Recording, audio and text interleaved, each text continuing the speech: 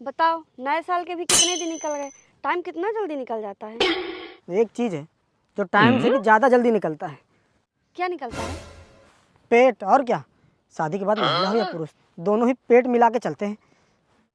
मैंने कदम मिला के चलते सुना था, पेट मिला के चलते हैं। आपसे ही सुन रहा हूँ।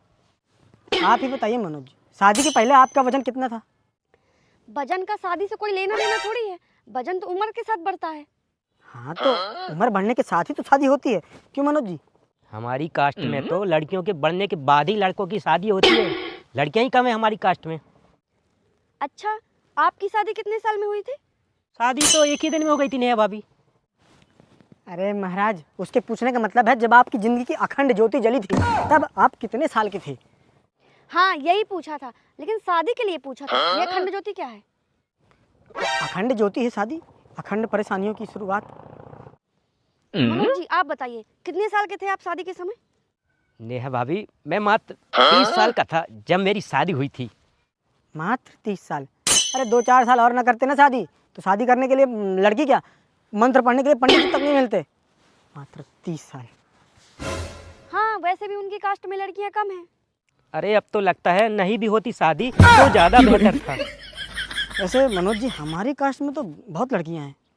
इतनी भी नहीं है। क्या इतनी भी नहीं है?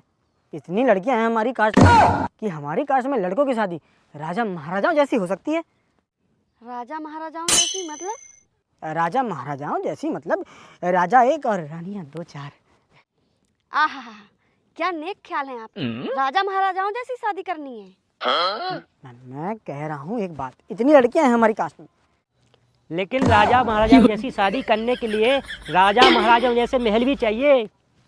एकदम सही बात बोले मनोज जी आप।